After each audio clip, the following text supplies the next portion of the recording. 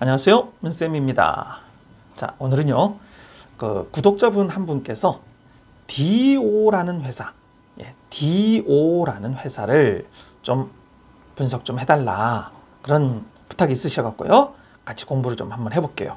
마침 이 DO가요, 제 지인 중에도 이 DO라는 회사를 좀 많이 투자하신 분이 계세요. 그러다 보니까 저도 조금 발을 담가 놓은 상태인데요, 덕분에 열심히 공부를 하게 되었네요. 감사드립니다. 자, 이 DO라는 회사는요, 여러분 임플란트 아시죠? 예, 좀 굉장히 많이 하고 있는 그 부분인데요. 이 임플란트의 국내의 세 번째 규모상으로 세 번째의 회사입니다. 자, 비교는 좀 이따가 좀 해드릴게요. 그 세 업체를. 그러면 이 DO 하면은요, 임플란트 중에서도요, 디지털 임플란트다. 이 부분이 굉장히 내세우고 있는 부분이에요. 자, 그럼 이 디지털이 뭐냐? 여러분 치과에 가시면 저희들이 대부분 뭘 합니까?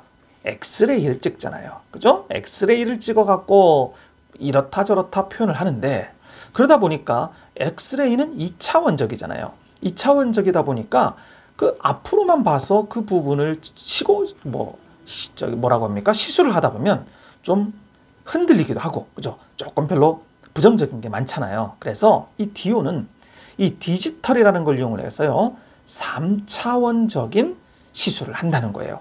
자, 그래서 첫 번째는 스캔을 한답니다. 디지털로 스캐닝을 하고 나서 다음 이놈을 컴퓨터로 제작을 해보는 거예요. 그리고 나서 그 제작한 디자인을 가지고요, 실제로는 아니고 컴퓨터로 모의 수술이겠죠. 수술 거를 해본답니다. 즉, 그러다 보니까 이 모든 게 시간이 1시간이면 해결이 된다는 거예요. 자, 그러면 환자들의 입장에서는 어떻습니까? 매일 한번 가서 옛날에 틀니 같은 거 생각나시잖아요. 모형 만들어 보고 맞으니 안 맞니 이러잖아요. 그런 게 없이 맥시멈 3시간 정도를 투자를 하면은, 그리고 3회만 병원에 내원을 하면 모든 게 끝난다는 거예요. 즉, 환자들은 편하죠. 병원은 그러다 보니까 많은 환자를 받을 수 있으니까 매출도 올라갈 수 있겠죠. 즉, 누이 좋고 내부 좋고 이런 시스템을 만들어냈다, 이 얘기입니다. DO가 제품 하나를 만들어냈는데 그 이름이 뭐냐면 DO 나비. 무슨 옛날 먹을 떡갈비인가 하여튼 그런 거 네오나비인가 하여튼 이런 거 있었죠. 비슷한 이름인데요. 자, 이 DO 나비에서도 에코라는 제품이 있고요. 그리고 풀 아치라는 그런 기계가 있답니다. 자, 이 에코는 뭐냐면 한마디로 하나부터 10가지를 다 해주는 거예요. 자, 즉 그게 뭐냐면 임플란트를 제작하고, 그리고 그거를 관리하고 심어주고 보철하고, 그래서 끝판에 모든 시술까지도 한 방에 다 해주는 거죠. 즉 요게 우리 국내에서는 굉장히 선풍적인 인기를 얻고 있답니다. 자, 풀라치는 뭐냐면요, 임플란트를요 4개에서 6개 정도를 박아놔요. 그리고 나서 그 4개와 6개를 보철 있죠. 보철. 보강해주는 보철을 가지고 연결을 해갖고 조금 가격도 줄이면서 하여튼 시술을 해주는 방법인가 봐요. 요게 외국에서 미국하고 중국 같은 데서 굉장히 호황이라고 합니다. 그래서 회사 자체도 국내는 에코, 그리고 외국에는 풀아치로 집중 공략을 하고 있다, 이런 얘기를 합니다. 자, 그래서 지금 중국하고는요, 중국하고 올해죠. 올해 중국의 임플란트 최고 온라인 플랫폼하고요, 3년간 500억 정도의 공급 계약도 체결을 했답니다. 자, 그래서 이 DO의 매출 구성을 보면은요, 수출과 내수가 있는데 수출이 7이고요. 내수가 3이라고 합니다. 그 수출에는 미국이 17%, 중국이 21%, 그리고 기타가 나머지겠죠. 자, 그런데 특히 디오는 미국 부분에 굉장히 자신감을 많이 보이는 것 같아요. 뭐 여러 가지 치과 교육기관하고도 손을 잡았고 뭐 어쩌고 저쩌고 하면서 굉장히 자신감을 지금 보여주고 있습니다. 자, 그러면서 그 디오의 누굽니까? 대표이사가 올해 초에 그 인터뷰를 한 걸 보면은요, 그 미래에 이 임플란트 말고 임플란트에 관련된 이 아까 그 에코 있잖아요. 그거처럼 토탈 솔루션 있잖아요. 그 솔루션이 뭐냐? 한마디로 그거예요. 우리가 맥도날드를 햄버거만 팔면은 큰 돈을 못 벌잖아요. 그런데 그 맥도날드의 재료부터 시작해갖고 만드는 비법과 생산과 그리고 직원 관리 모든 거를 토탈로 해주면 훨씬 더 매출도 커지고 이익도 높아지지 않겠습니까? 즉 디오도 이런 진료 과정 모든 거를 토탈 솔루션을 제공을 해갖고 뭔가의 미래의 큰 그림을 그려보겠다는 거잖아요. 그래서 이 미국하고 그 다음에 올해만 4군데의 해외 법인을 오픈을 했고요. 그리고 내년에는 7군데를 하겠답니다. 그렇다면 이 디오가 그 임플란트에서 3번째 회사인데, 자, 보시다시피 국내 3대 임플란트에는요, 오스템 임플란트, 그리고 덴티움, 그리고 디오 이렇게 되어 있습니다.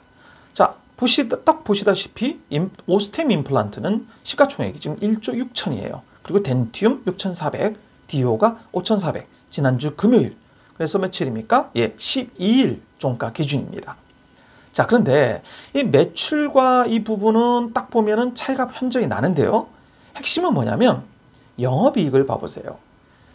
오스템 임플란트하고 덴티움보다 이 디오가요, 영업이익률이 굉장히 높습니다. 그래서 매년 그 영업이익이 최소 20에서 25% 정도를 차지하고 있고요. 그리고 올해 4분기에는요, 거의 30%에 근접을 할 것이다 라고 그 유안타 증권에서는 그 보고서를 발표하더라고요.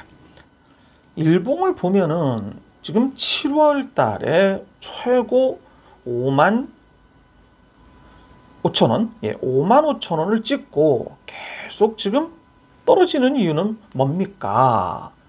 자, 이 부분에서 저는요, 2가지의 그 이유를 아마 들고 싶어요. 자, 첫 번째는 이번 3분기 영업이익이요, 조금 평달에 비해서 다른 때에 비해서 조금 빠진 100억 정도가 나왔습니다. 여기에 판관비가 그 전분기 대비해서 47% 정도가 상승을 했거든요. 이게 아마 이 판관비가 그 해외 그 법인을 많이 그 설립을 하다 보니까 마케팅 비용과 어떤 영업이익 부분이 굉장히 많이 들어가지 않았겠습니까? 그러다 보니까 이 100억이라는 영업이익 때문에 약간 조정을 보이는 거와, 그리고 또 하나가 뭐냐면요, 이게 진짜 중요한 부분인 것 같은데요, 그 M&A 이슈가 있다는 겁니다. 자, 이 부분이 좀 어려워요, 굉장히. 그래서 저도 좀 조심스럽긴 한데요, 이 디오의 그 지분을 보면은요, 디오 홀딩스하고요, 그 특수 관계인이죠. 그러니까 그 대표이사하고 뭐 회장 이런 부분이 그 4명이 합친 금액이 31.5%를 지금 갖고 있답니다.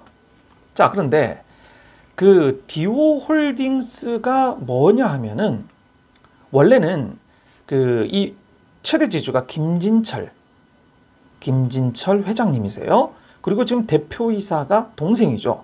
자, 그래서 이 김진철 회장이 그 원래는 대주주였는데 이분이 나이스라는 회사 아시죠? 이 나이스라는 회사에 그 약간의 돈을 뭐 같이 해갖고 투자를 해갖고요, 그 디오 홀딩스라는 그 뭡니까 회사를 만들어내기 위해서 사모펀드를 이용을 합니다. 즉 사모펀드를 이 사람 나이스 다 합쳐갖고 총 950억 정도를 출자를 해갖고요, 이 디오 홀딩스를 설립을 했고요. 그리고 나서 그때부터 조금씩 김진철 회장의 지분을 사온 거죠. 그래서 결국엔 지금 김진철 회장은 지금 5.97% 이 정도만 가지고 있고, 그리고 나머지는 이 디오 홀딩스가 지금 갖고 있는 거예요. 자, 그런데 이 올해 7월에요. 뉴스 하나가 떴어요. 그 세계 임플란트 1위인 스위스의 회사에 그 스트라우만이란 회사가 있는데요. 전 세계 임플란트의 지금 27%를 지금 갖고 있답니다.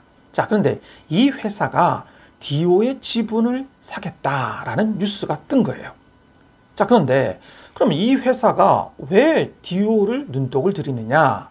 지금 이 회사가 1등이긴 한데요. 지금 중국 시장에 있잖아요. 중국 시장의 그 오스탐, 우리나라 최고 어디였습니까? 아까 오스템 임플란트 있죠? 얘네가 지금 전 세계적으로는 8%밖에 없는데요. 문제는 중국에서는 1위라는 거예요. 결국엔 지금 이 스트라우만이 당연히 이 디오를 먹게 되면 이 오스템 임플란트를 따라잡고, 그리고 멀찌감치 좀 앞서 나갈 수 있다, 이런 계산인 거겠죠. 그러다 보니까 이런 뉴스가 떠서 갑작스럽게 디오의 주가도 굉장히 올라가고, 그리고 굉장히 많은 그 뉴스의 세간에 이목을 갖게 된 거죠.